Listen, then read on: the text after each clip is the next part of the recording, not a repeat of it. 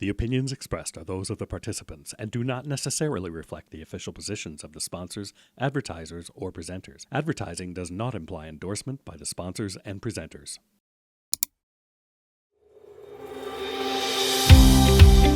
Hey guys, and welcome back to the Lighting Controls Podcast. We have another fantastic guest for you today, but before we jump into the conversation, let me take a minute to remind everyone today's episode is presented by the LCA, the Lighting Controls Association, and also Light Fair. We're very excited that Light Fair is back, and we will see you all there in the spring. And it's financially supported by the National Association of Innovative Lighting Distributors. If you haven't seen our website yet, check it out, lightingcontrolspodcast.com. We've got all of our episodes, a merch store, newsfeed, and information about the certification that's going to be happening this year, 2025, in June. If you want to learn more about lighting controls and get a certification that actually supports you in the industry, check it out. Pre-registration is going on right now, but full registration is going to start very shortly, so check it out. And also, huge shout out to our sponsor for this episode. We could not do this without our sponsors. MaxLight's CMax platform is a true plug and play system. We have an excellent episode that we go into the weeds with one of the people from CMax, Umesh. Check it out, episode 82. Don't charge your phone with this USB-C plug.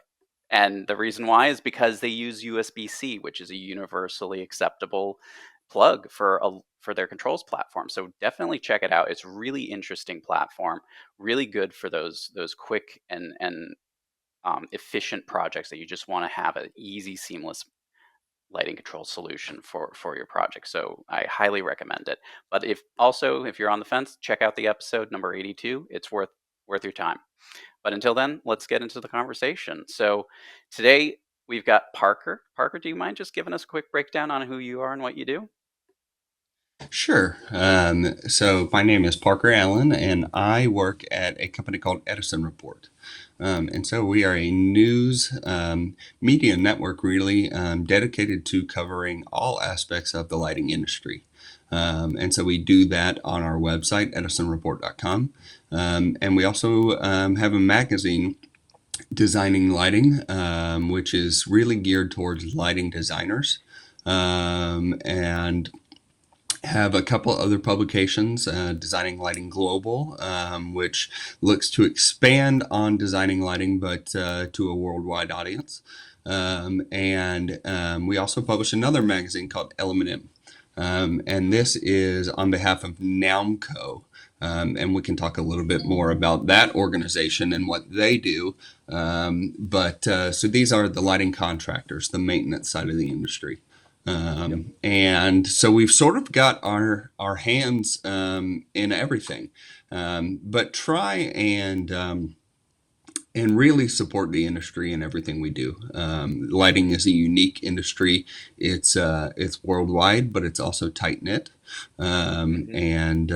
So anyways, been working here for just celebrated my third anniversary. And we're excited about what 2020. Thank you. We're excited about what 2025 has in store. Yeah, no, and thank you for joining us. I think the thing that we like to do is get a slice of all perspectives of the industry. We don't like to stick to just designers. We don't like to stick to just architects or salespeople. And there's a lot of information that does come from salespeople. That's kind of the world we live in at this point.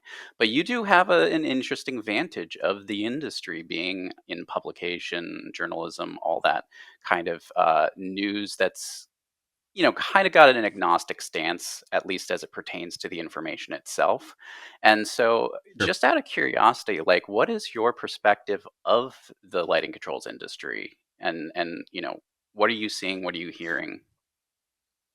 Sure. And you're right, Webster. We do, in a way, we're in the thick of things because we're covering the daily news, right? But in another way, we're a bit more removed than lighting designers. So we've sort of got, we've also got a 30,000 foot view of everything going on in the industry. And we see, we talk to a lot of reps. We talk to a lot of manufacturers and work with manufacturers. We talk to a lot of lighting designers. And so we get to hear those different perspectives. My take on lighting controls, as if you could sum that up in, one sentence. Well, you don't have to It sum is it up in one certainly sentence. You could just okay. talk the whole It is episode long. okay. Right, right. It is certainly one of the few things that a lot of people, everybody is talking about. It is certainly a technology or group of, bucket of technologies that seem to be everywhere. And at the same time, I'm not sure why it feels like it hasn't really caught on yet. Does that make sense? Yeah. Yes. It's like the technology is certainly there. So many companies offer, really cool things when it comes to lighting controls, and there's so much you can do but it also still seems like the adoption is not where we'd like to see it. Yeah. And I don't know if that is your average everyday person working in lighting. Maybe it's not as widespread or as talked about as I see. Yeah. But it just seems like there's still a lot of room for growth. I guess would be Yeah. the optimistic Well, and spin to put on it, right? yeah, and that agrees with a lot of the conversations we've had on this show, Yep. where people are basically like, yeah, it would be great if it were more common, but it's not. Right. And so, Hmm. from your perspective, do you have any idea of why that is? You don't have to. I'm just curious. Sure. Well, first of all, I'll say, and this is not just me paying lip service, but I think what you guys are doing is really important. And, serving as like an educational tool for Yep. lighting controls, because I think that is the first domino that has to fall is for people to implement lighting controls. They have to understand them. They have to be comfortable with them. And I think maybe that's still the biggest obstacle is that your average everyday lighting person just isn't comfortable with the technology Yeah. or isn't comfortable with the more advanced technology. And so, especially in America, you default to your very basic minimal lighting control. I know, it seems like we're moving in the right direction with codes and requirements for lighting controls. And, maybe that's the way we get to where where we want to be. But I'm not sure. Other reasons why we might not be seeing the adoption, is it lack of standardization? Is that I don't and you guys might have a better idea about this than I do, but Sure. just sort of thinking out loud, is that getting in the way? Are there too many sort of options, or are the true benefits either not there or not being explained properly, Sure. so they end up getting cut from a project? You know, I don't know. It probably a little bit of all the above. Right. Yeah, it's a bit of a loaded question, right? Like what we hear for feedback from a lot of people, especially in the retrofit market. So like the really big, new, Hmm. expensive projects, they're putting in controls. It's being specified, it's Sure. in code.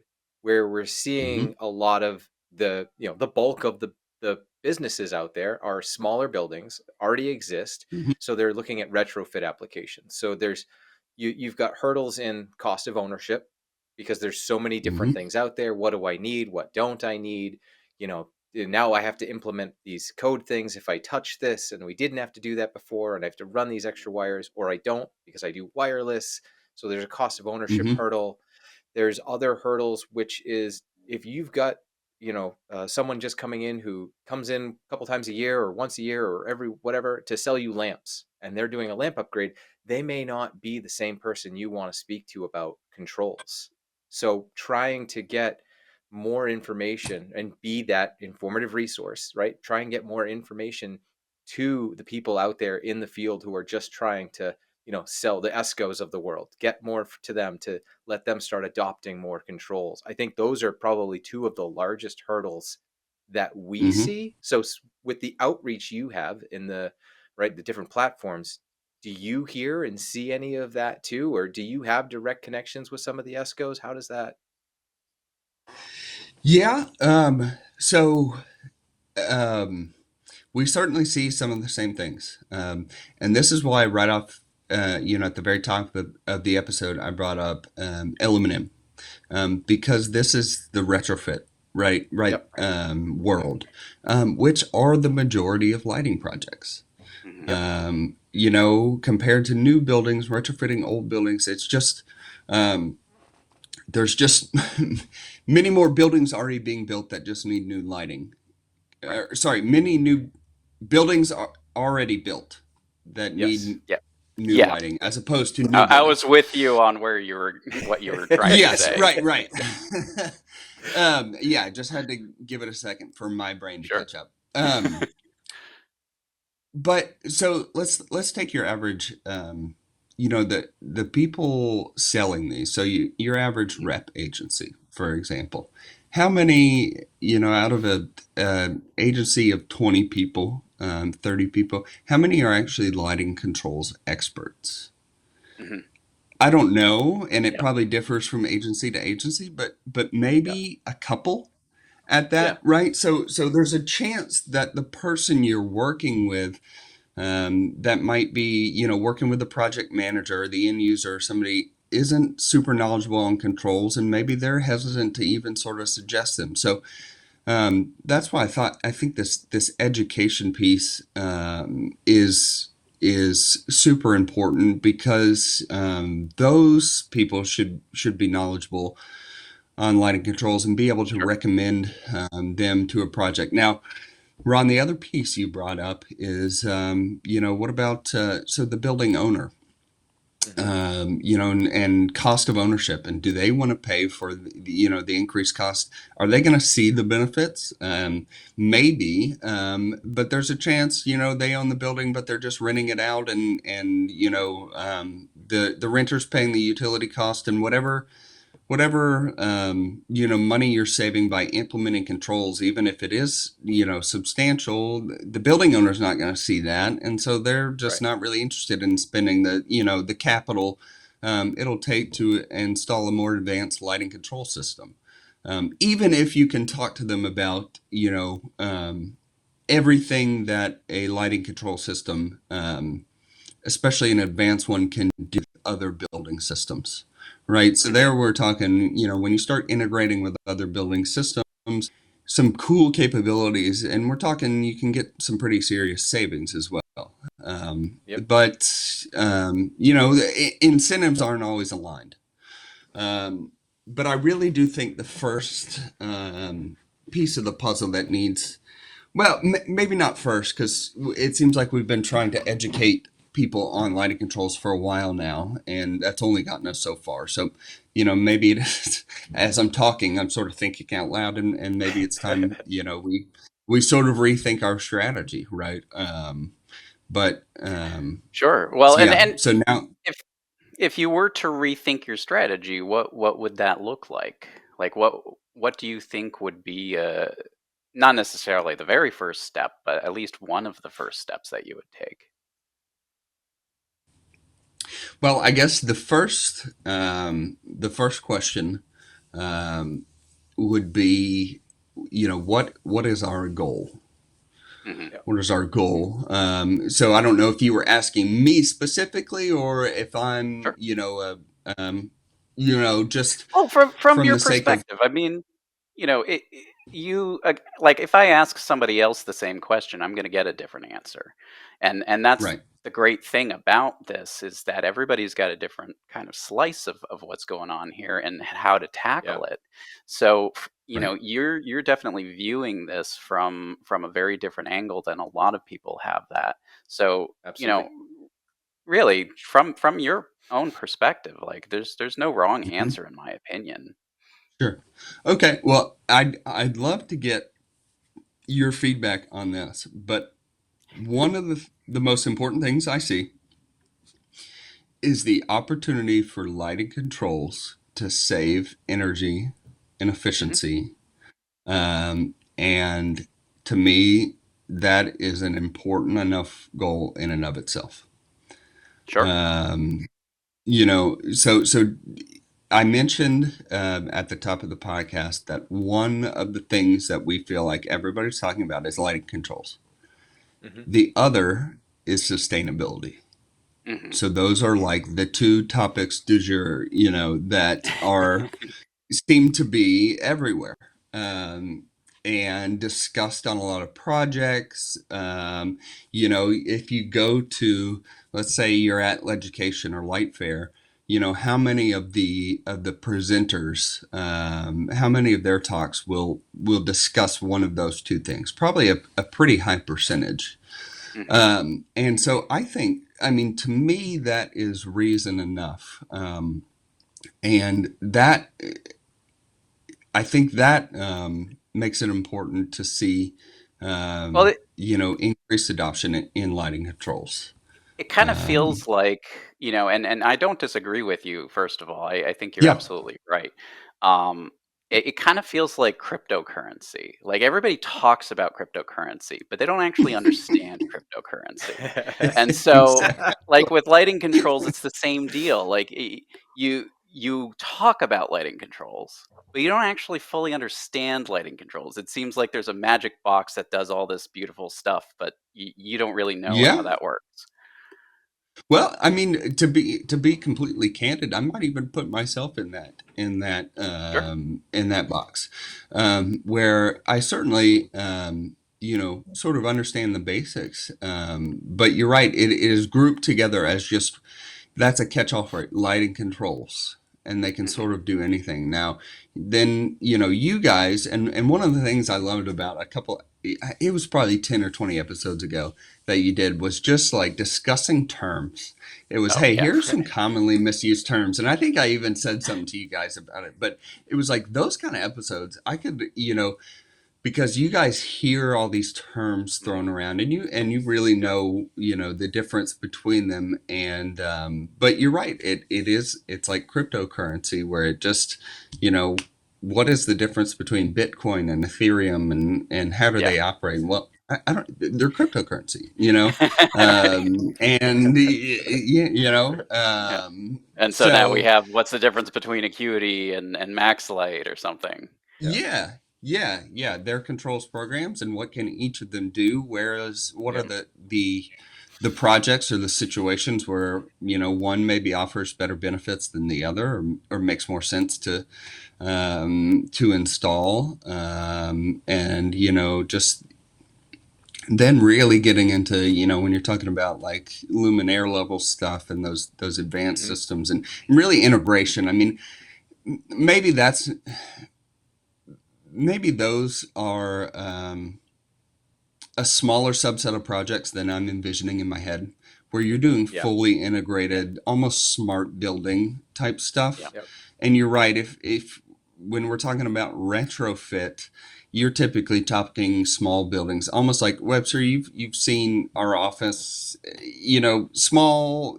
Most buildings are like that, a couple thousand square feet, a couple hundred square Right. feet, that kind of thing. So, So you're not going to get but like a full-on BAS for that. That would be right. certainly driving the Ferrari to go grocery Right. shopping at Might that be a point. little bit overkill.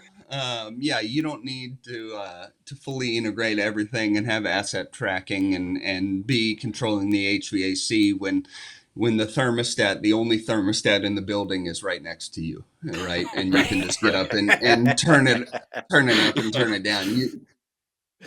That might Yeah. not be the best use of lighting Yeah. controls and but But so I think there yeah, go ahead. is a good use case for spaces like that.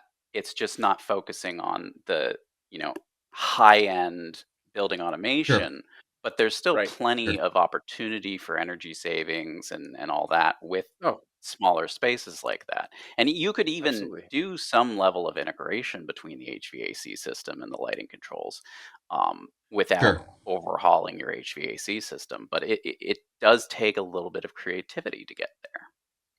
Right.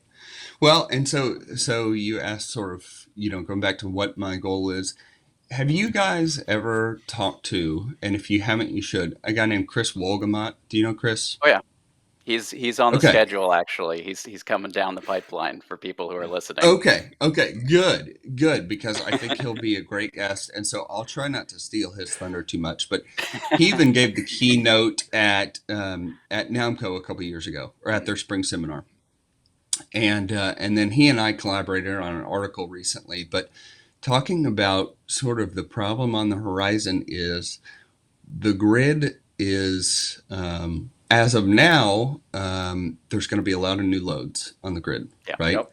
And this, I mean, almost maybe he'll phrase it differently, but it seemed to me dire need for some grid flexibility, and for sort of altering when and how and where we use the energy capacity that we have.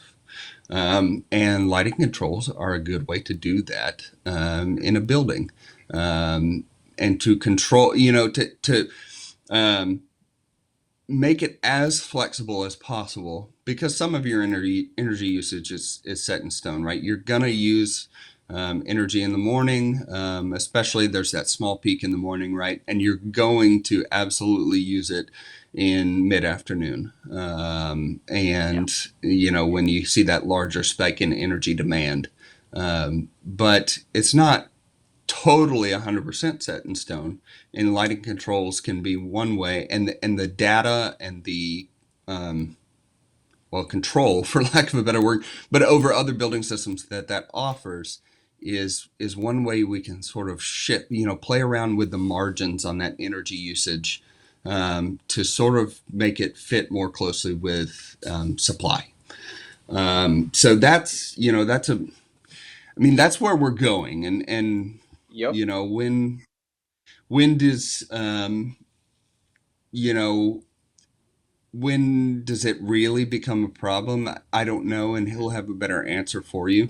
But we certainly know the loads that are coming onto the grid, and we certainly know where we stand today. And the question is, okay, sort of how are we going to get to where we need to be? So that's just yet another reason why I think, that the technology, what it can do is important, and why we've got to see greater rates of adoption.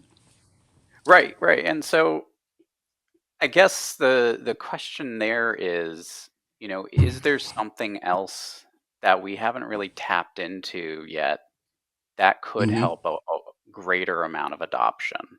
Because, it's easy enough to get word out that something exists, but it's not Mm-hmm. just that we need to get word out that it exists. It's getting word out how it exists and how it works, which seems to be Right. a harder, heavier lift for any Yeah. level of marketing. It is. It certainly is. And I'm not sure I have a great answer for you. That's fine. Yeah. But also, if I did, then then we probably wouldn't see the problem that we have. Then Either that or you'd if I be did, hired by the next, lighting controls group. exactly. Right. Exactly. So, Yeah. Right. I'd be making millions over at Acuity promoting their right. lighting controls product and seeing it, just revenue pouring in. So I don't know if it sort of mirrors a problem that like we see with electric vehicle adoption. Yep. And so, and here's my rationale behind that. Sure. For the longest time, people have been talking about the climate crisis, and no doubt the data is there. And okay, we understand that, but that only changes behavior so much. Maybe even just at the margins, right? And so then, okay, we understand that cars are, lead to significant pollution, and here are electric vehicles, and hey, that's a great way to sort of cut down on global pollution. and sort of reduce the amount of CO2 releasing into the atmosphere. Well, even that isn't quite enough to change. I mean, a lot of people just continue to drive their, regular old gasoline powered car. It's not until the economics of owning an electric vehicle make sense. It's like the market Yeah. drives behavior. So what's the best way to see adoption of electric vehicles? Well, it's to make electric vehicles more economical to purchase Right. and own and drive than gas powered vehicles. And Yep. so And so from same from your with, I perspective, wonder if yeah. yeah, go ahead. I was just going to say, I wonder if, the sort of same thing is true with lighting controls. For a while now, there have been experts like you guys talking about everything lighting controls can do and the benefits of lighting controls. And that has gotten us so far. And now there, we sort of recognize the importance maybe of having lighting controls for various reasons, for safety issues, for reduced energy consumption, for enhanced capabilities if you want to go that far, longer lifespan on your fixtures and everything. So okay, but until it just truly makes more sense to install even your basic controls compared to installing fixtures without, are we going to see the rates of adoption that we want to see? I don't know. Yeah. Yeah, no, we've circled right back to cost of ownership, right? Like we've Yeah, circled right right, back to that again, right? It's the same thing with the right. electric vehicles. It really is cost of ownership. And unfortunately, Yeah, there's the other side of the argument, which is people will be told that there's issues with the grid. It's not going to be enough. The demand's going to be too high. And they've been told the mm-hmm, same thing about global warming for years. And the data's there, mm-hmm, but you're going to have mm-hmm. that subset of people who don't want to listen or believe the data. And unfortunately, what we will likely see is that people won't act until it's too late. And that's Right. you already see it in California with the rolling blackout. The grid demand is too Yeah, high. yeah, And they've tried to take drastic measures. The data and proof is there. But then you have people in other right, parts of the country who go, well, that will never affect us. We don't have right. that population. Yeah, We don't have that many people. But they don't understand that right, those transmission lines that are feeding California are right supplying them. But that's right. it. It is unfortunately it's part of that argument. So how do we get around that to that group of people? And that is probably the real question. Right, right. And that argument and those data points are enough to get some people on board, right? Some people, just like some people will look at California and go like, oh, that sounds horrible, right? Rolling blackouts. I don't want to experience that where I live. Okay. What does my business need to change? What do I need to change to sort of help this? It's enough to get some people, but probably not the majority. And so, yeah, so all we really need to do is just solve the economics of lighting controls and implementation. Yeah, Simple. all we need It's to do. it's Simple simple. stuff. Yeah, yeah, exactly, exactly. If we could just do that real quick, then, Yeah. but that's, so Well, that's and where and we go go ahead. ahead.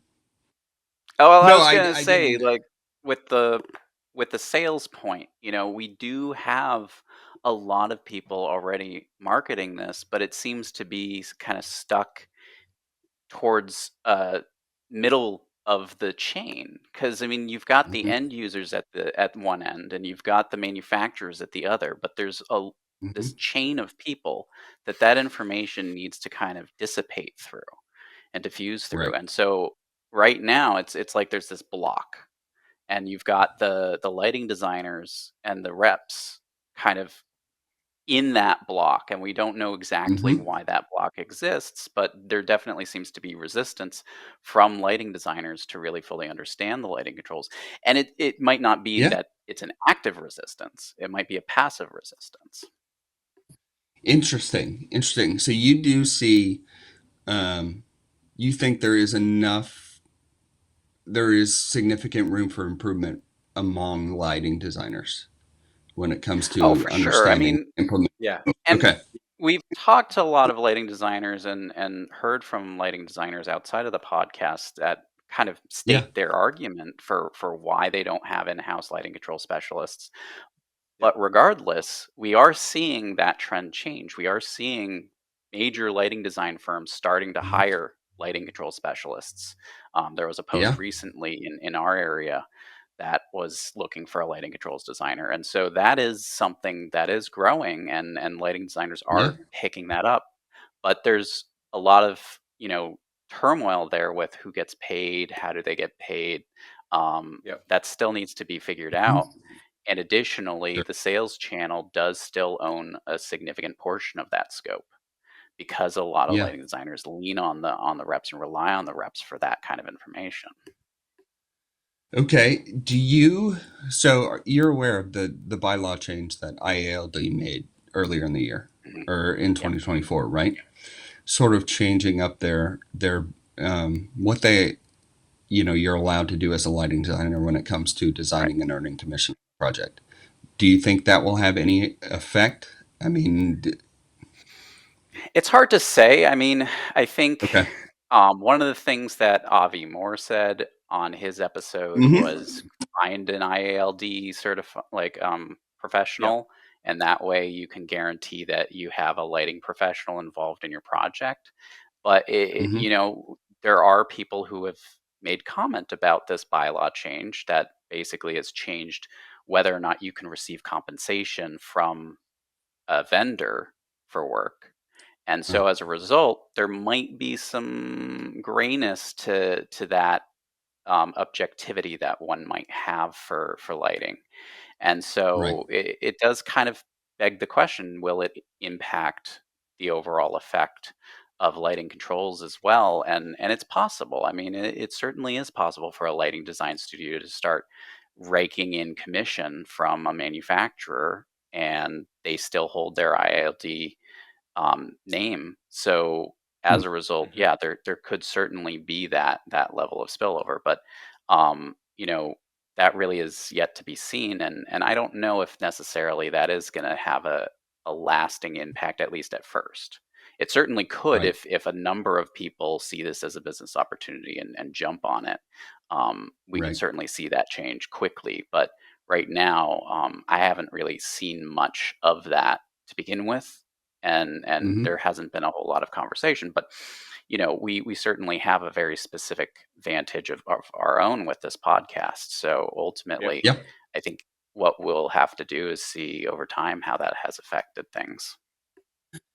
I'd like to go back to what prompted the question was you were talking Mhm. about, okay, there's a lot of manufacturers, lighting controls, and end users interested in those, and there seems to be some sort of, you know, Yeah, what happens in the middle along that pathway, right, is where the problem is, and sure. but there seem to be more and more manufacturers than ever, right, who are offering lighting controls products and Sure. Yep. unique lighting controls products. So, Hmm. I mean, I think that in and of itself is a good sign, right? Anytime you get a lot of people, Interesting. they see the benefits of doing so, and so at the very least, you have options to choose from. But normally, too, that brings down the price. Hmm. You know. There's some innovation and stuff as manufacturers try and stay competitive, but that strikes me as a good sign. Hmm. Um, you know, It's if interesting to hear that perspective because we oftentimes hear the opposite. People say, "Oh, really, there's too much to choose from. It's so Mm. complex and so confusing, and we don't yeah, like just simplify. I just want to know like the simplest solution that's going to make this work." And sure, so it's interesting to hear that from your perspective, it's a good thing, and I'd like to probe that a little bit further, just okay, because you're saying that there's a lot of product coming in to the industry right now. And what do you think is the mhm. source of that movement? Yeah, that's a great question. I don't. No, that's just. I'll back up and say that's just sort of my feeling. Is it seems like because we follow you know, company announcements. We follow new products and everything like that. We sort of highlight those in our magazines as well. And it just seems um, like I see, more and more lighting controls products, or so and so. MaxLight's a great example. MaxLight has expanded its CMax, lighting controls offerings, CMax solutions. The source, to me, speaking as somebody who's sort of not designing, right, a lighting project, or selling to somebody designing a lighting project. So it's like I'm a little bit removed from the industry while still looking at the industry. It seems like these manufacturers wouldn't make the decision to offer products if they didn't see incentive in it, if they didn't see potential revenue streams. So, and probably they haven't, they've been asked by their rep agencies, or by other, customers, hey, do you guys offer anything like this? You get asked that enough times, and it's like, well, it kind of seems like we should, because we keep seeing our customers buy from so and so, and so I don't know how insightful of an answer that is, but it might just be sort of as simple as that. Companies feel like there's a market for it, and maybe on top of that feel like, hey, there's something missing in the array of lighting controls offerings already out there, and we can add to it, or we can sort of specialize in this or that. But it just seems like, too, Kasambi has grown so much. ETC is everywhere. Pharos seems to be, and they just celebrated their 20th anniversary. So, all these sort of specialized controls companies, not even like a fixture manufacturer who also does controls, but are popping up all over the place and working on a lot of sorts of projects. So, I think, it's like, I sort of have to come to the conclusion that customers must be asking for it, right? And, so that's why I say it's a good thing. So I understand your perspective of, if you're talking to your typical lighting designer who doesn't want to learn every single product out there, and in what, circumstances one might be better than the other, that it's the old conundrum of too many choices, right? We as humans do best when we have 2 or 3 choices. We actually feel less confident about our decisions when we have more than that, because we just can't help but second guess ourselves, right? So, I should have done it. I should have specified this. I should have gone with that solution. And so I certainly understand that. But just speaking from sort of somebody who observes and covers the industry, I think it's a good thing that we've got more products on offer.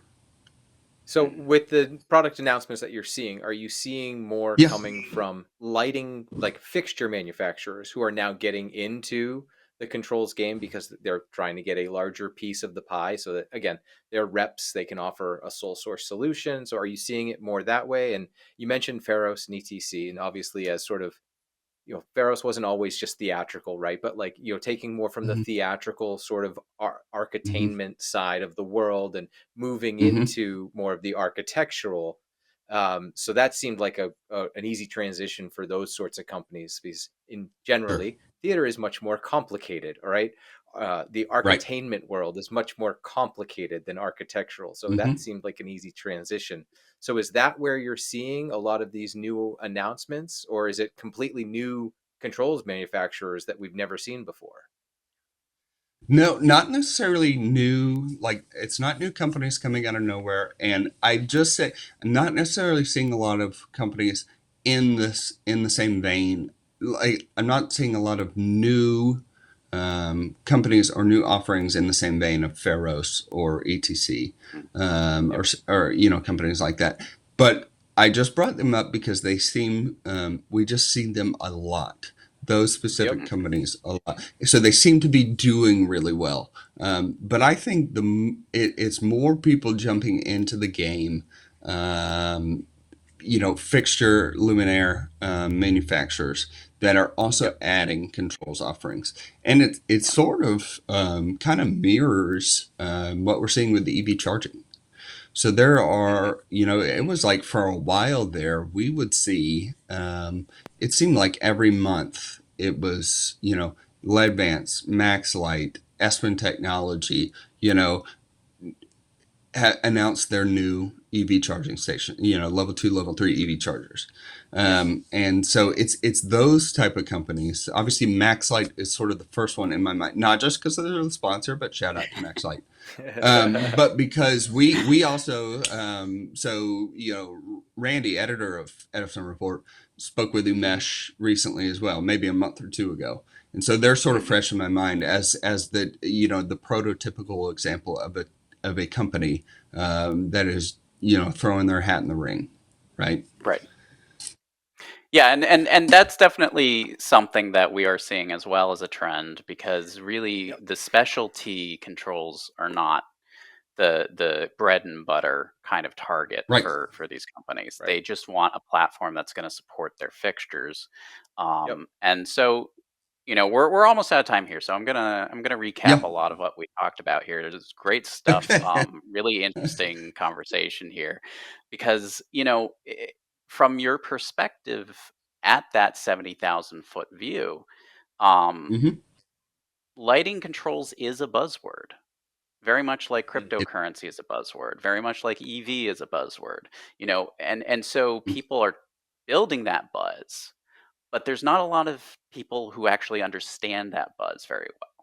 So, Mm-hmm. you talk to somebody about lighting controls in the industry, they might know something to a degree about it so that they can talk at least intellectually Mm-hmm. about it from a maybe 12,000 foot view, but there aren't specialists as frequent who understand the ins and outs of systems, and that seems to be kind of p- part of the challenge of what we're dealing with here, because it's very easy to market something just for the sake of telling somebody that it exists, but it's much harder Right. to get people to understand those things. And so maybe one of the challenges with lighting versus controls is that lighting at least has kind of this consistent labor force ready to go in the architectural world that understand how Mm-hmm. lighting design works and can really apply it, whereas the controls components seem to be kind of an unknown entity to them, and there's no real incentive for them to learn that. And so one of the barriers that might be worth trying to break through is finding where a lighting designer can become incentivized to do that lighting controls work, and as a result Mm-hmm. maybe they'll start learning more about the lighting controls, and hopefully then informing their clients, the end users, why it's so important to do a really good lighting control system on their project, instead of just kind of saying, okay, well, we need lighting controls, so let's do the cheapest, simplest option.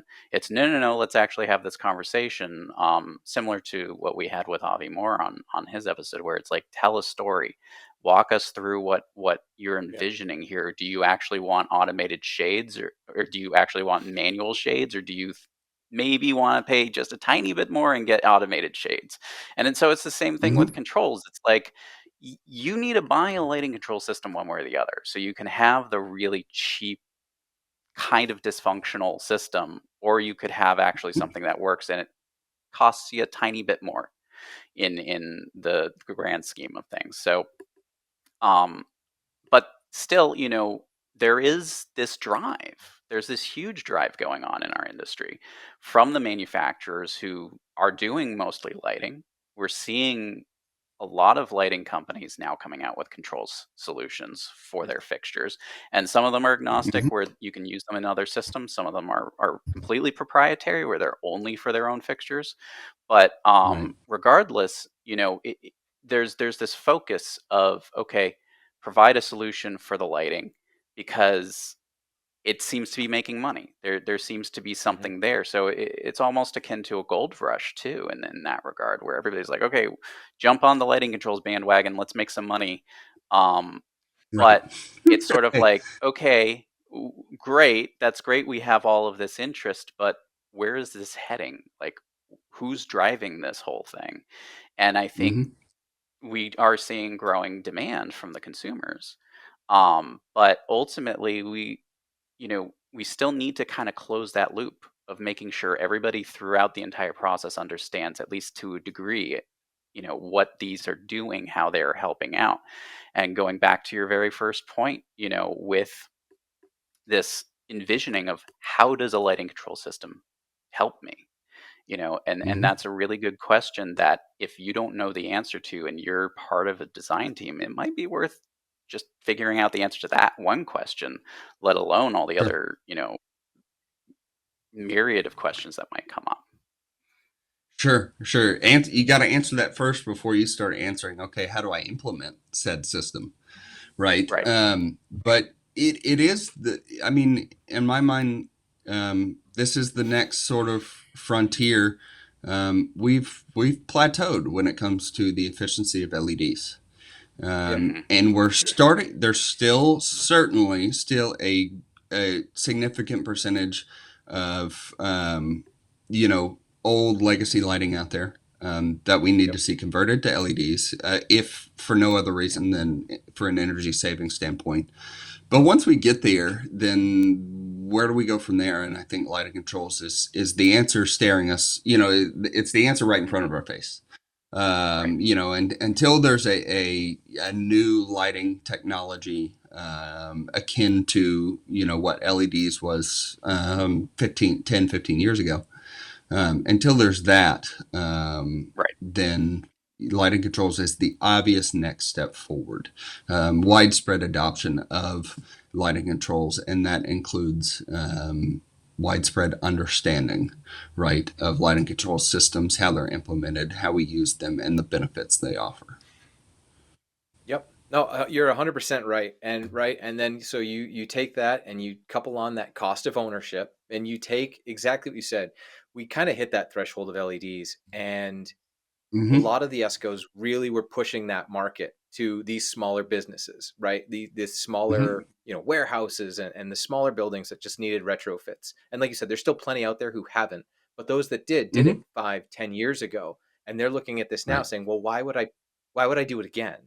Why would I put in something new just to put in a control system? I just spent all this money 5, 10, 12 years ago. Why would I do it again now? So I think we're hitting a lot of that hurdle too. So until we kind of get through that next wave where people are ready to make that sort of next move, and unfortunately, for better or worse, people made fixtures with LEDs that last a really long time. Drivers may die, power supplies may fail. Yep. The LEDs themselves don't really die for the most part, right? You can slap a new power supply and turn that thing back on. You're good. Right. Like, you're going to get 50,000, 100,000 hours out of it. So who needs to upgrade? And that's unfortunately part of where we are, right? And breaking through that barrier next. So, I think a lot of that is, it sounds like a lot of people from the educational standpoint can really, from our we have our small audience, but you have a much larger audience, I would assume, through LM&M. So maybe we try to leverage that platform too, from an educational standpoint, to try and get more out there and really try to hopefully start to move the needle. I think it's the most of our sort of various platforms. I think it's the most important for reaching the audience we want to reach, and the one that is going to have the biggest impact. So I will thank Webster. Webster has penned a couple articles for us in recent issues of LM&M, but I think we need to continue to do that full steam ahead. Right, to really leverage that platform to educate our audience, and that's all we can do as a magazine, is just sort of educate our readers. But at least we can do that. Well, and I would imagine that the majority of people listening to this are familiar with LM&M, but If they're I hope not, so. they can always go to your website, Yep. edisonreport.com, Yes. and Yes. there's you do digital publications mostly. That's right. 6 times a year we publish digitally. 6 times a year we print for Nounco's big show in October of every year. But you're right. You're absolutely right, Webster. EdisonReport.com, and you can find the link to all issues of L&M up there at the top. And yeah, we want to continue our controls coverage because so NAMCO, I hope listeners are aware, but International Association of Lighting Management Companies. So they've got a big role to play, because they're the ones doing these retrofits. They're the ones working on these jobs. And so that's where we can, I think, see a lot of improvement in what we're hoping to do. Awesome. Parker, man, thank you so much. Absolutely fantastic conversation. We Thank you, made guys. quite a bit of headway there, and it was just absolutely great. So really appreciate your time today. Thank you guys so much. I looked up and my clock was already like, oh wow, we're nearing the end. So I don't know where the time went, but I hope it was a useful conversation, and I hope I was able to sort of share maybe a little bit different perspective from some of your other guests, all with the good of the lighting industry in mind. Sure. So absolutely, yeah. Thank you so much. I will just close us out. Remind everyone that today's episode is presented by the LCA, the Lighting Controls Association, and also Light Fair, and we look forward to seeing you all there in the spring. And it's financially supported by the National Association of Innovative Lighting Distributors, or NAILD. Check out our website, lightingcontrolspodcast.com. We've got all of our episodes, a whole lot more, as well as information about the certification, Lighting Specialist in Controls by NAILD. If you want to step up your game with lighting controls and learn more, get a certification, definitely worth checking it out. We've got pre-registration going on right now, but full registration's right around the corner, so you can definitely lock in your position if you get pre-registered. But also huge shout out to our sponsor. We mentioned them a couple of times even in this episode, but MaxLight, CMax is their lighting controls platform. They do a fantastic job of providing that real plug and play solution that really meets a lot of the criteria for the latest trends, such as triple LC, also known as luminaire level lighting controls, NLC, networked lighting controls, or if you just want some standalone stuff, they've got really good solutions for those retrofits even that we were just talking about. Yep. If you just want to swap a fixture out, you've got all of the controls components right in the fixture with a MaxLight CMax enabled lighting fixture. So it's definitely a great resource, something worth checking out. If you're unfamiliar with MaxLight's CMax platform, go to MaxLight, maxlite.com/CMax. But thank you so much for joining us here today. And Parker, thank you. This was such an awesome conversation.